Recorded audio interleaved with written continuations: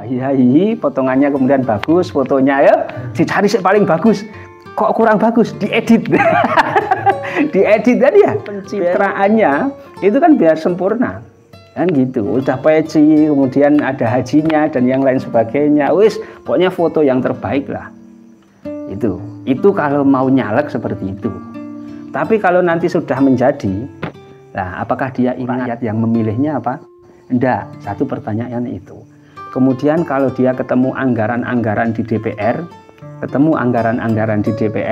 apakah bisa menyalurkan sesuai salurannya apa? Tidak. Uang-uang rakyat yang bisa dia akses itu akhirnya dimasukkan ke rekening pribadinya dia dengan berbagai cara. Apa benar-benar disampaikan kepada masyarakat yang memilihnya atau yang sesuai dengan undang-undang. Wa'lam ayyuhal malik anna li hadhihi syajarah asyrata usulin wa asyrata furu'in. Ketahuilah wahai Muhammad bin Malik Shah, raja dinasti Seljuk, bahwa pohon keimanan itu bagi penguasa itu ada asyrata usulin wa asyrata furu'in. Ada 10 dasar dan 10 cabangan. Akarnya ada 10, cabangnya ada 10. Keimanan bagi politisi, keimanan bagi penguasa. Fa asluha al-i'tiqad bil janan wa far'uha al-amal bil arkan. Pokoknya adalah keimanan itu pokoknya adalah keyakinan di hati, wa far'uha al-amal bil arkan. Dan cabangan-cabangannya, dahan-dahannya adalah beramal dengan fisik atau beramal dengan anggota tubuh. Walamma sadafal qabul minal majlisil ali hadhil asyrati usulin wal asyrati furu'in liyastaghila sultanul alam bitarbiyati hadhis syajarah. Kemudian penasihat Imam Al-Ghazali ini kalau sudah diterima oleh majelis tinggi, ya majelis kerajaan, yang ada 10 prinsip pokok dan ada 10 cabangan, itu hendaknya nanti menjadi salah satu aktivitas yang dilakukan oleh Sultanul Alam, yaitu Muhammad Malik bin Shah, untuk sebagai bekal untuk merawat pohon keimanan yang dia punya. Wa inna ma yasihu lahu dzalika idza afrada yauman min ayyamil usbu' li ibadati rabbih wal istighal bihi fi bi'amalil akhirah wa huwa yaumul jum'ah. Tapi kamu wahai Muhammad Malik bin Shah, raja dinasti Seljuk, tidak akan pernah bisa merawat keimanan itu ketika tidak benar-benar meluangkan waktu sehari saja dalam seminggu. Sehari untuk beribadah kepada Allah, sehari untuk konsentrasi, 1 hari untuk konsentrasi melakukan amal-amal akhirat yang mendekatkan kepada Gusti Allah, yaitu wahuwa yaumul jum'ah, kalau bisa harinya hari Jumat. Jadi rekomendasi Imam Al-Ghazali, kalau kita itu menjadi Pak RT, menjadi apa? Pak Lurah, menjadi Pak Kadus, menjadi pejabat publik atau pejabat politik, itu harus meluangkan waktu yang benar-benar untuk digunakan ibadah kepada Allah Subhanahu wa ta'ala. Fa innahu 'idul mu'minin. Kemudian rekomendasi Imam Al-Ghazali adalah hari Jumat, karena hari Jumat itu adalah 'idul mu'minin, hari rayanya orang beriman. Wa fi sa'atun syarifatun kullu man sa'alallaha ta'ala fiha hajatan biniyatin hadiratin wa sariratin tahiratin fa innahu jalla dzikruhu yaqdi hajatahu wala yukhayyibu da'watahu. Kenapa Imam Al-Ghazali merekomendasikan para politisi, para pejabat publik, para pejabat negara, presiden dan yang semisalnya itu untuk meluangkan waktu sehari saja dalam 1 minggu, dan itu pilihannya adalah hari Jumat. Satu, karena alasan hari Jumat itu adalah hari rayanya orang beriman. Yang kedua, di dalam hari Jumat itu ada waktu yang sangat mulia. Siapa saja yang meminta kepada Allah Subhanahu wa ta'ala pada titik waktu yang mulia itu dengan niat yang benar-benar hadir kepada Allah, dengan hati yang suci, maka Allah akan memenuhi hajatnya, memenuhi permintaannya, dan dia ketika meminta kepada Allah pada waktu itu tidak akan kembali dengan tangan kosong. Itu hari Jumat istimewanya begitu. Yang kita tahu waktu istimewa pada hari Jumat itu diantaranya adalah waktu diantara dua khutbah Jumat yang berapa menit. Ada yang mengatakan waktu setelah sholat asar. Itu juga misalnya itu juga harus meluangkan ini. Sebaliknya kita kalau kita besok itu milih calon presiden, wakil presiden, milih caleg di kabupaten, provinsi maupun di DPR RI, ya kita lihat potongannya lah politisi-politisi itu. Kita lihat potongannya. Dia itu kira-kira meluangkan waktu untuk ibadah enggak?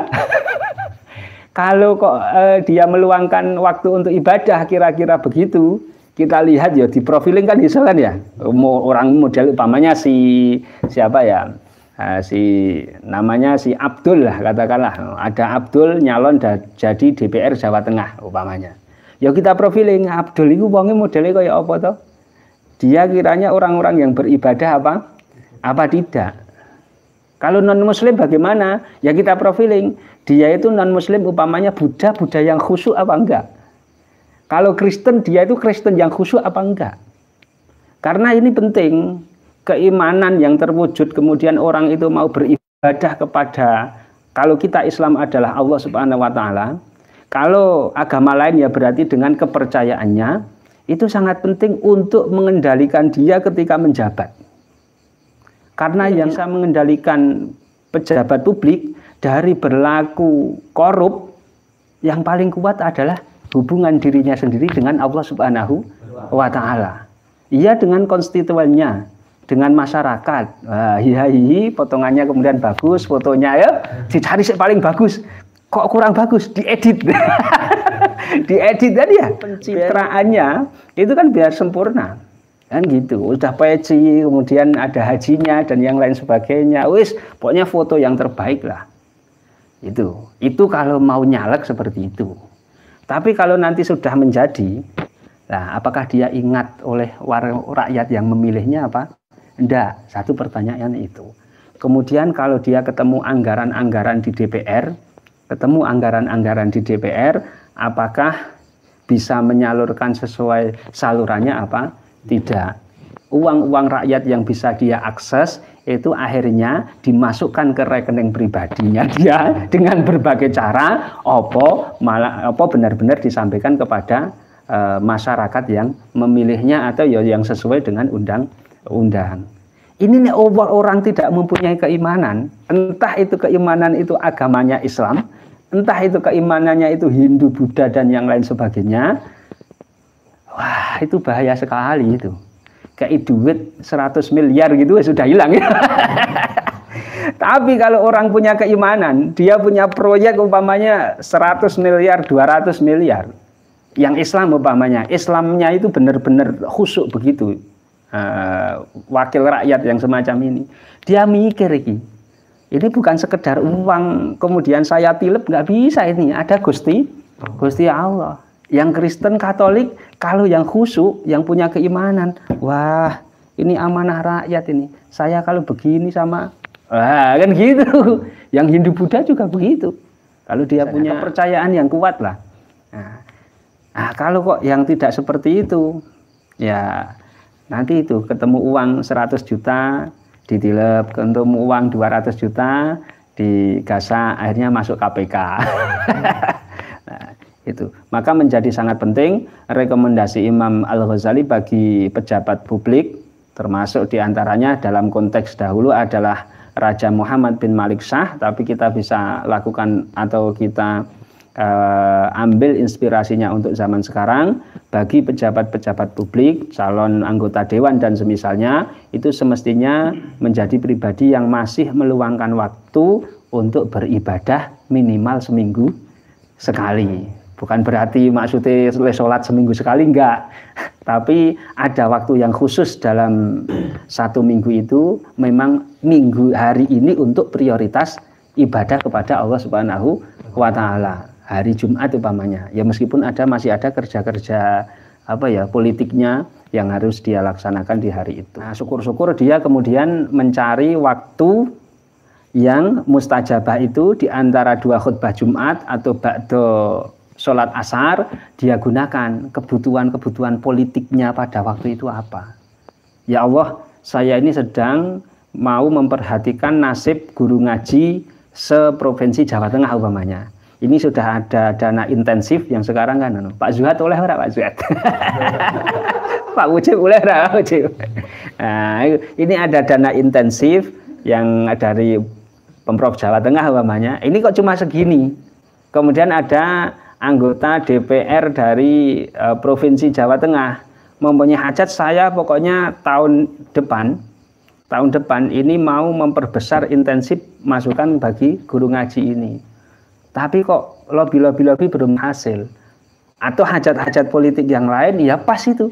Pas hari Jumat di antara dua khutbah, utawa setelah asar pada hari Jumat, habis asar pada hari Jumat menjelang maghrib, dia gunakan mujahadah berdoa kepada Allah Subhanahu wa Ta'ala. Kata Imam Al-Ghazali kalau begitu, kullu man sa'alallaha ta'ala fihi hajatan biniyatin hadiratin wa sariratin tahiratin fa innahu jalla dzikruhu yaqdi hajatahu wa la yukhayyibu da'watahu. Pejabat-pejabat, anggota dewan, politisi dan semisalnya yang mau meminta kepada Allah Subhanahu wa Ta'ala dengan niat yang benar, dengan hati yang bersih, maka hajat-hajat politiknya akan dapat diraihnya dan dia tidak akan kembali dengan tangan kosong saat meminta atau berdoa kepada Allah Subhanahu wa Ta'ala.